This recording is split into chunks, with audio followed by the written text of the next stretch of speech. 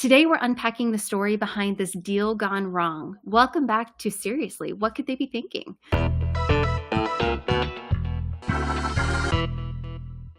Welcome back, Cindy. Thanks. Welcome, Jamie. So, I'm really curious to dig into this one. I find this very compelling, yet also a tongue twister. Family Dollar, Dollar Tree, Dollar General. But let's dive into the acquisitions. Yeah, so let's go ahead and do a little bit of history first about what is happening about this. So we've got three different stores, three different strategies. Okay, so we have to go back about a decade. So let's Okay. start with Dollar Tree. Okay, Dollar Tree, everything's a dollar. 2015, everything's been a dollar. They've been around for decades. They are all over the United States, and they are a kind of party store and low cost kind of snacky food store. You're going to go there to get your Halloween decorations. You're going to go get your plastic covers for your tablecloth, stuff like that. That's company Excellent. number one. Company number two, Family Dollar. Family owned historically company, still publicly traded, that was primarily in urban areas. Family Dollar stocked a lot of cheaper goods, but it had everything from clothing to food to some small electronics. This was like an entire Target or Walmart consolidated down into the size of a gas station. Wow. Okay. That and places like food deserts in urban areas, this was often the only place to go for those type of things that we would normally go to at, say, Target. Number three company is Dollar General. Very similar strategy to Family Dollar in that they have a little bit of everything. But these guys were in the rural areas for the most part. They were in some suburbs, etc. But they really targeted and grew from about 2005 to 2015 in all of these little tiny towns that were not big enough to support a separate full blown grocery store, a separate full blown Walmart, or something like that. So they really thrived building these standalone Dollar General stores in small businesses. Excellent. Okay, So, so the, go ahead. the only one of these stores that it charges a dollar is Dollar Tree. Got it. Everything else is more than that. Okay. Everything I else know. is more than, well, they have a little dollar section in all three of them, right? But, it's like a single aisle. Okay. Right, it's Very the good. bargain basement type of situation. So, 2015 comes and Family Dollar has been struggling for quite some time, and they have some activist investors in there. Carl Icahn, for instance, was in there and pushing for a sale, and they said, "Okay, fine, we're putting ourselves up for sale." And competitive bids, here we go. Excellent. And so, as I understand it, the first one to offer was Dollar Tree, right? They were the first offer for Family Dollar, and I think they may have overpriced their offer. I'm curious what you think.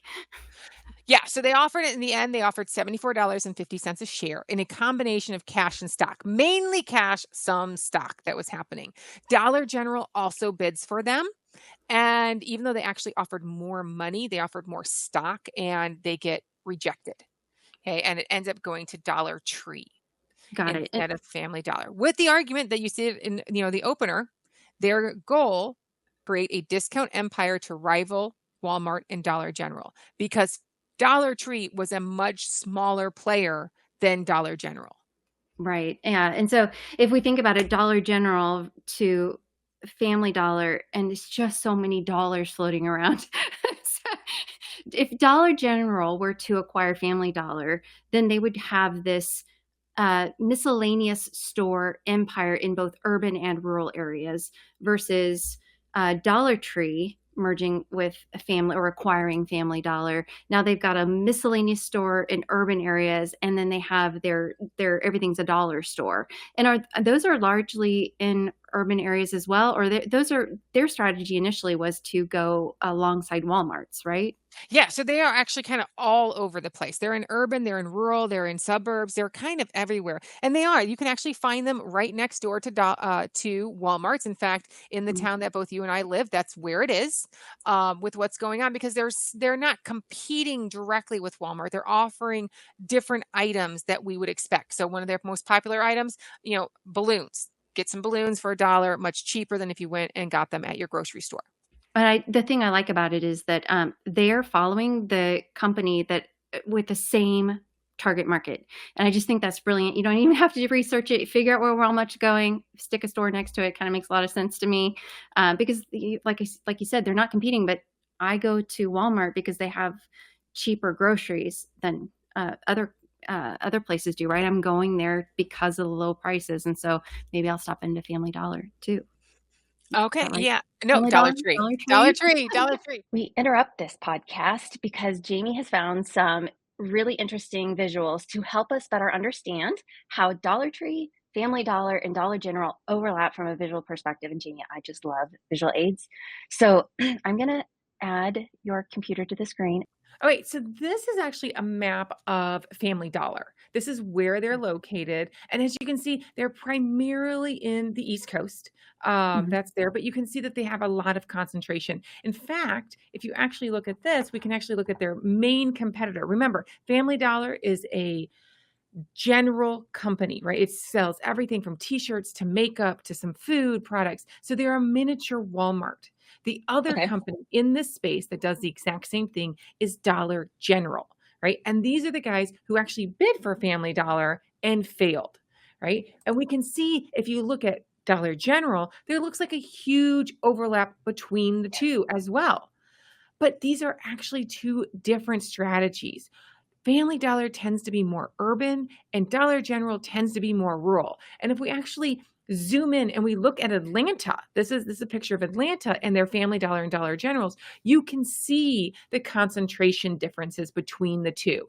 Family Dollar is the blue dots that you're seeing, and you can see it in this dark region. This dark region is like the city limits of Atlanta. So we see that Family Dollar really is concentrated inside the urban area, whereas Dollar General really dominates out here in the suburbs or more rural areas that are there. So it was going to be an interesting combination between the two, as they were going to be fighting similar product line, different geography. That is a different argument than what we see with Dollar Tree and Family Dollar. So this is actually Family Dollar and Dollar Tree's actual picture. This is from their website originally. That is their overlap. And what you can see is, number one, there's a ton of Dollar Trees, right? You can see that there's a ton. There's also a ton of Family Dollars, which is the yellow that's going up. Their overlap as far as their distribution strategy that they were talking about seems to be a good idea. They really do have a lot of overlap. And if you scroll in, you'll see that they actually have fairly decent overlap between rural and urban, because Dollar Tree is in both locations. That's there. The problem with this merger, as we're going to be talking about throughout that podcast, is the fact that there is a different business strategy going on between these two companies. Dollar Tree is much more of a party store. It has small, cheap, everything's $1 or now $1.25. Family Dollar was a small general store, right? So it's going to be a miniature Walmart. Interestingly enough, you often find Dollar Trees right by Walmart because they were not competing very much with Walmart. They complement, not a substitute for Walmart. Family Dollar is a substitute for Walmart in urban areas. Got it. So if we are comparing what the two acquisition strategies might have been, Dollar General buying Family Dollar would be, I have a rural market, now I want the urban market, similar. So basically I'm buying more market share. That would be the point behind that. And then Dollar Tree to Family Dollar is they clearly said we want to benefit from a buying power, combined buying power, which now what you're saying, since they have different products, now I start to question, right? And then the second one is distribution, which I see how using a similar distribution, like the same trucks maybe, that they could save some money there, because you can see they're clearly in many of the same places, or it kind of appears like it clustered. Absolutely. It was a really interesting map. It really tells us a bit about the story and how, especially at first blush, right? When you're talking about a weekend of putting together an M&A map, this actually looks like a pretty decent argument. Agreed. But All right. the devil's in the details. All right, back to our regularly scheduled Oh, podcast. great.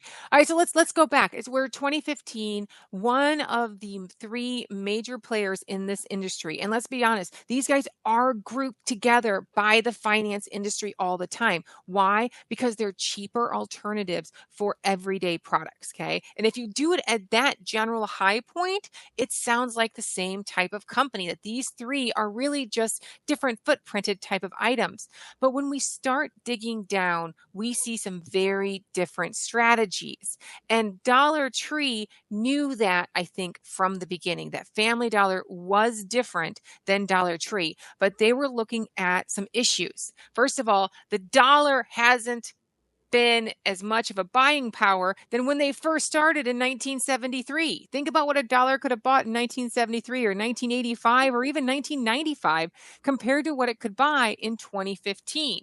Their price hadn't moved, but what they could offer for that dollar had changed significantly over its lifespan, and it needed to do something to get over that hump. First thing they're trying is this. So Dollar Tree that traditionally sells everything for a dollar, the dollar is moving as it does, right? Inflation happens in general, and so they're looking for a strategy to bolster their company as a whole. And so they look at Family Dollar, or excuse Yep. me, yes, Yes. all the dollars are, we're going to need a map here. They're looking at Family Dollar as an opportunity to help bolster. So what did they think that they would get out of that acquisition aside from just another company, which remember is failing, right? It's a struggling company. It's a struggling company, yes, but it is in an attractive area that maybe we can improve. So when Family Dollar went, or Dollar Tree went in and decided to buy Family Dollar, they basically said, "Look, we're going to continue to operate you as Family Dollar. Mm. Howard Levine is going to stay as CEO, so we're going to have continuous, management, and we're going to get $300 million of synergies." Right? Which, when you're charging everything for a dollar, understand $300 million is a lot of money, right? Right. So, but that was all going to come from administrative overhead, supply chain, and procurement. It wasn't going to be in the front end. These were going to be complementary models operating side by side. That was Okay. the argument. Okay. So we paid $8 billion to save $300 million. So I think that might be the first indication that we might have a problem. I think you're right. And let's be honest, that $8 billion that we paid, that's a big chunk of change. If you go back to 2014, Dollar Tree was an $11 billion company. So they were basically trying to double their size overnight. Which means when you said earlier that it was mostly cash, they didn't have that cash. No, What they did borrowed they it. borrow it, right? So now they're paying $8 billion plus interest for a $300 million return. 330? Can we give them the benefit of the doubt? I'm trying to remember the It's number. 300 million. 300. Okay. So 300 Yep. million. Okay. So it sounds to me like that alone isn't going to help them. So I assume they did what most companies do, and they just assumed that they could merge the two companies operationally. Is that your understanding as well? So they were going to try to separate them and keep them separate companies that operated two different strategies. Okay. And they actually did that for about 2 years. And it wasn't working. Family Dollar continued to slide. Dollar Tree was starting to move some money over there. And so basically, even before the merger closed, actually, in that kind of year of getting through the antitrust and all the closing, blah, blah, Mhm. blah, they had already shifted their strategy somewhat, and that they had brought over their long-term president of Dollar Tree over to the Family Dollar side, so they could Interesting. start getting some work done and kind of merging those companies. And so 2 years on, they say, no, no, no, we really got to do something. Things are not going well. We are going to bring some of the Dollar Tree way of life into Family Dollar with what's going on. That is not a great idea. These are two very different businesses when you start looking at supply chain and stuff like that. Their product base is incredibly different. The difference between clothing and makeup and these kind of shelf stable products, but also all of the food that is in Family Dollar, their frozen food section that they had in there, all of this stuff they had put into these Family Dollars was very different than trying to eke out something that was only going to cost you 60 cents and that you were selling for a dollar, right? So Right. it was a disaster. And by the time we hit 2017, we had already written down the first of our goodwill. We had about $2 billion hit in about 2017. Things were not going well. Fast forward, and what happens shortly thereafter? COVID. Yeah, absolutely. Well, if you think about it, so we're going to keep these companies separate. We're not seeing stability in either company, so we got to do something different. Uh, that tells me that the next decision they made was probably one out of more emotion. I think that acquisition was pretty emotion laden as well. Just I'm struggling with the $8 billion for a $300 million annual buying power return. But if you're going to keep two companies separate, that's one thing. When you are going to take two companies and merge them together, culture, not just culture, but culture and operational cadence, or how you operate the company in general, that makes a really big difference. And I think this is the exact exemplar of that decision, or not factoring that into your decision making.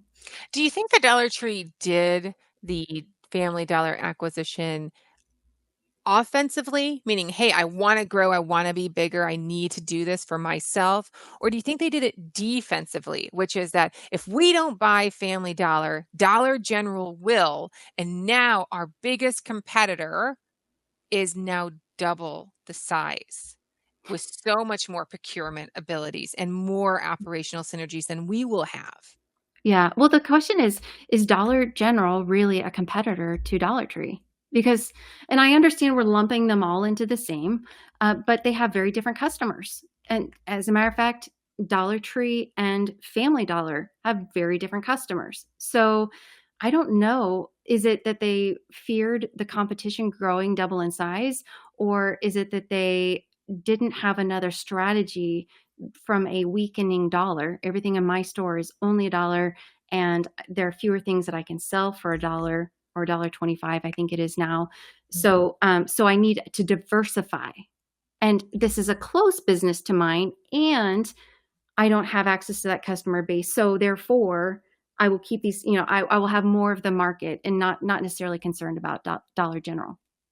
I think it's a bit of both, but I think you make a really good point. I think that they did do this mainly offensively, Mhm. meaning I need to do something. I need to pivot because my current process isn't going very well either, and I need to figure something out. So maybe I can learn something from Family Dollar. Maybe I Mhm. can pivot. Maybe in the end, we'll blend these two businesses. I have no idea, but this gives me options that I wouldn't have if I let Dollar General buy it instead. Now, Dollar Tree as a company is hyper efficient. They are designed as a company that they can sell very inexpensive products, right? Because they everything's a dollar. Yeah. But Family Dollar, true to its name, is a family run business. Now they're publicly traded, but they were started as a family run business, and they were, I don't want to say lackadaisical, but right, they were a bit more uh, flexible in their operations. They didn't have very highly efficient corporate type operations. They were a family run business. And so I'm curious to know, and I don't know if we'll ever know, if they actually took that into consideration when they made the bid for Family Dollar. So I'm not sure how much you know about how these type of bids work, but I got to tell you, they happen lightning fast. These often Mhm. happen in the course of 3 to 7 days, like Right. that fast. Somebody from an investment bank puts together a pitch deck. All of a sudden, they meet over the weekend, and by Sunday, they're having these emergency board meetings, and it's sold on Monday morning. And part of the reason that you want that speed, especially over the weekend, is because you don't want the markets to find out about it before it happens. So And part of it, increase the price. yeah, Yeah. exactly, especially if you're trying to buy for stock, right? So you do have to be very nimble with what's happening. But the bad part about that is that means that any sort of cultural relationship doesn't happen. There's not a deep dive into that Mhm. before the deal is announced. I think, in my personal opinion, based off of the kind of announcements that came up when they first announced the deal, they didn't realize just how far apart they were, By the time they closed the deal almost a year later, which is one of the reasons why we had these really long close times, they knew that that was going to be a problem, which is why we had seen the first of the management kind of be brought over into Family Dollar, hoping to manage it. I think they already knew it was going to be a struggle, and it turned out to be a bigger struggle than they expected. Didn't expect him. So we've made the acquisition. Okay, that decision's made. Now, at the end of the acquisition, we see danger signs, and just like you said, we're going to try to mitigate it. How do we make the decision that we're going to actually merge these two companies together? Because the acquisition happened in 2015, well, finalized in 2016, I think you said, and we sold it in 2025. So there's 10 years in there. A decade. So as a company, they decided they're going to try to make it work and maybe somewhat integrate these two companies. I think definitely integrate them because they shut down one of the headquarters. But yeah, 2017, they start trying to integrate. Mm-hmm. And what we discovered was very different cultures, very different sourcing and inventory. And we see 2017, 18, 19, a series of really bad inventory mistakes made at the Family Dollar items. They, increased the amount of product that was seasonal. And started kind of mimicking a little bit more of that party store that you saw at Dollar Tree. And the problem is that seasonal items, seasonal items, if they don't sell, you have to wait a full year to try to put them back out again. And you don't want that. So then you have to do huge discounts in order to get that to happen. When you're only dealing with items that only cost you a few cents a piece, if you miss on one or two items, no big deal in the Dollar Tree world. If you're missing on entire sections in Family Dollar, those numbers add up really fast. And so we started seeing amounts of discounts that were kind of crazy high at Family Dollar as they were making these inventory mistakes. Okay. So then we start trying to fix it up. And what do we get? We get a rodent scandal coming out of Arkansas where they have rats in the warehouses. And we're dealing with fresh food now. They had installed all these freezers that had been new to Family Dollar in an attempt to enliven their inventory. And they got hit by $40 million that way. And then as soon as we're starting to try to get some sort of traction under this integration, COVID hits. And now what do we do with that? And the American consumer goes and hides and supply chains start getting rougher. And now what am I going to stock my store with? And I've got higher prices because it's going to cost me more money to get even somebody willing to deliver to Dollar Tree or Dollar General or Family Dollar or whoever it is we're talking about. And we see this series of just problem after problem after problem. And most of these problems are happening at Family Dollar, right? Or do we see Dollar Tree also struggling? Family Dollar was going from being a profitable business when they first bought it to a consistently unprofitable or break-even business during this time. Interesting. Dollar Tree was profitable at the beginning and remained fairly profitable throughout the time. They weren't really growing the way they were beforehand. They did struggle. They finally made the decision to move from $1 to $1.25. Nobody died as a result, which was a really big issue for the longest time for strategy. Yeah.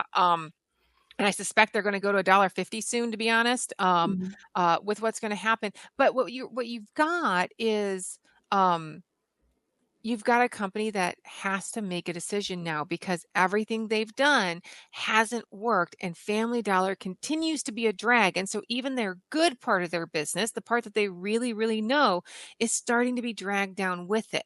You add all of this up. You add in the interest burden on all of that debt. You add in all of the management distraction. And while the number items, if you add it all up, it's about $9.9 billion that they lost. If you add the extra interest and the write downs on the goodwill and blah, blah, blah, from what they spent, they lost about $10 billion. When they were only an $11 billion company to begin with, Yeah. So, we have the benefit of hindsight and being armchair quarterbacks as always.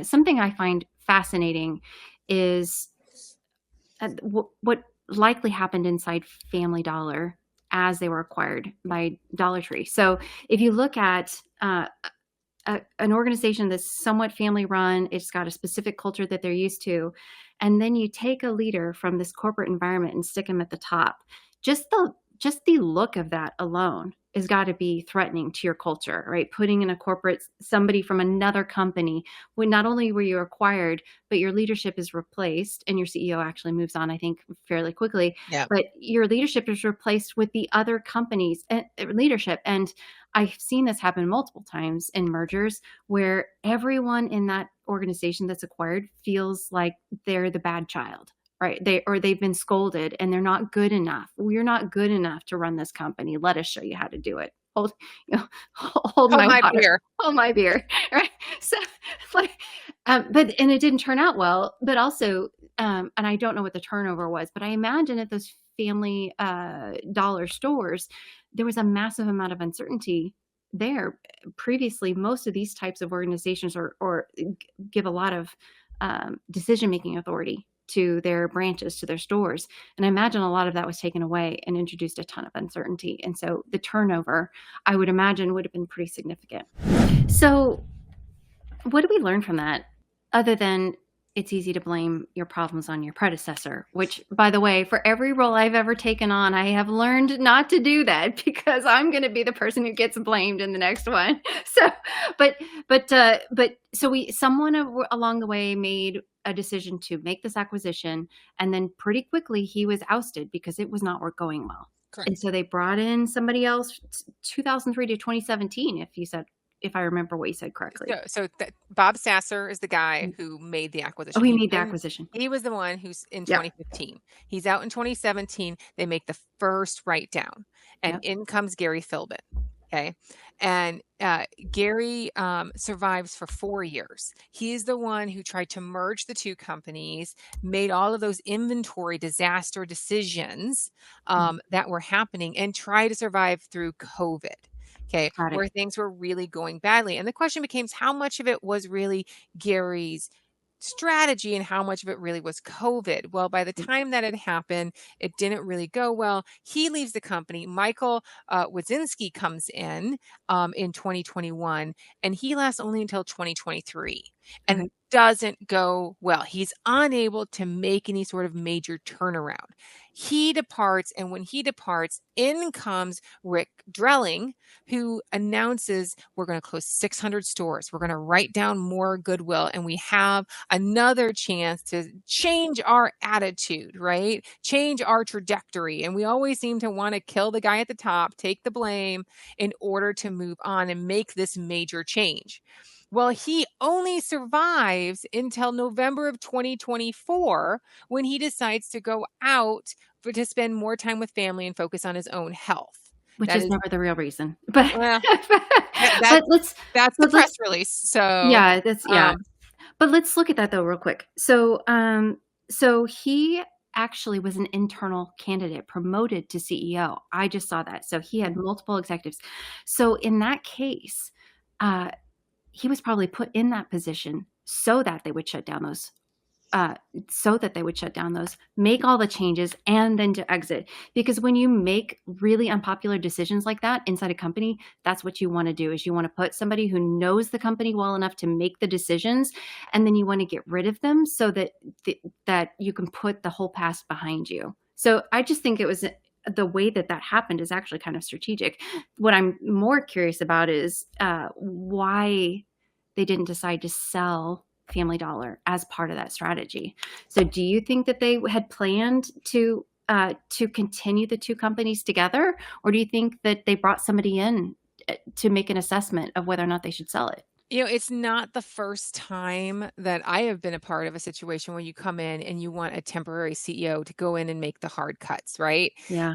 I've been in companies who say, okay, my old CEO didn't do what we needed him to do. We're coming in, we're bringing in, I mean, let's be honest, the most famous one, Chainsaw Al, comes in, he makes the necessary cuts, he makes the big changes with the idea he's only going to be there for a very short period of time so that you can then bring in the next person to be the hero who brings everything back and strong, but he's now got a clean slate to work with, right? So if we think of Mike Wazinski as that type of person, trying to clean it up. He gets there.